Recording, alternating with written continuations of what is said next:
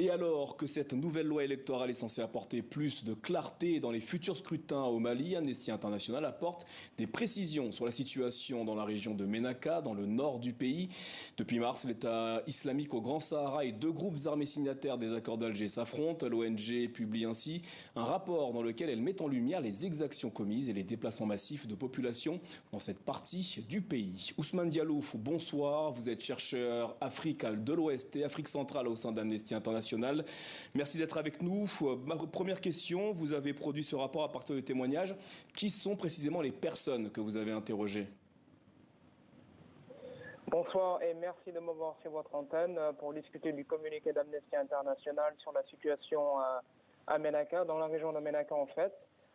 Donc ça c'est le fruit de plusieurs entretiens que nous avons eus avec des personnes déplacées internes, des personnes qui ont été survivantes de ces attaques à Tamalat et Nchinane au cours du mois de mars et qui ont été déplacées à Ménaka depuis ce mois-là, mais aussi avec des acteurs de la société civile et du personnel humanitaire qui appuient les déplacés internes, qui arrivent à Ménaka par flux réguliers depuis le début de l'offensive de l'État islamique dans le Grand Sahara contre les groupes armés conformisant à l'accord de paix au Mali.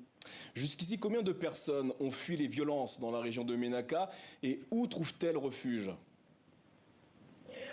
C'est très difficile d'évaluer exactement le nombre de personnes qui ont fui les violences parce qu'il y a toujours des personnes qui n'ont pas réussi à être recensées à Ménaka ville. Donc là, ici, je parle de la ville. Mais de ce qu'on sait, il y a plusieurs milliers de personnes qui sont arrivées à Ménaka depuis le mois de mars. Ces personnes-là sont souvent hébergées par leurs parents qui vivaient à Ménaka. Donc ici, on parle de gens qui ont quitté des hameaux où il y avait eu des combats et où ils ont été attaqués par l'État islamique le long de la frontière avec le Niger, donc la frontière Mali-Niger, et qui ont pu se sauver, des fois avec sans grand-chose, pour parvenir à Ménaka, où ils ont reçu l'assistance de leurs parents, de la société civile, mais aussi des agences onusiennes comme le HCR, qui dénombre près de 3000 personnes à qui elle a fourni une assistance depuis le mois de mars. Cet afflux de déplacés a accentué l'insécurité alimentaire, c'est ce que vous dites dans le rapport. Les autorités maliennes leur viennent-elles en aide à ces personnes déplacées?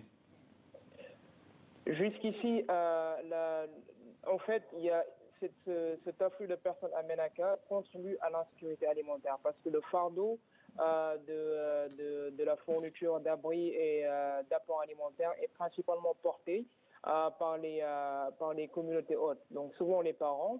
Et cela favorise et aggrave en fait la situation de précarité qui existait déjà du fait des combats. Et jusqu'ici, les autorités maliennes, avec la MINUSMA et les acteurs institutionnels, apportent une aide aux déplacés internes. Mais ce qui est dit de la part de tous les témoignages que nous avons recueillis, c'est que le flux des personnes qui arrivent à Ménaka ne cesse de croître alors que les besoins et la fourniture d'aide humanitaire est jusqu'ici très limitée. Donc Ousmane Diallo, Ousmane Diallo, selon votre ONG, le groupe État islamique au Grand Sahara, la branche sahélienne du groupe État islamique, prend délibérément pour cible les civils. Quel est leur objectif?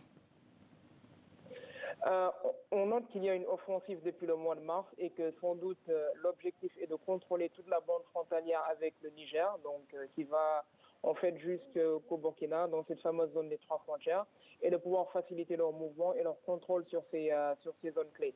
Et l'offensive a surtout visé des groupes comme le Mouvement pour le salut de les Arabes et aussi pour le groupe d'autodéfense Touareg Imgad et Alliés, qui sont des groupes qui sont conformisant à l'accord de paix et qui sont sur cette zone frontalière-là.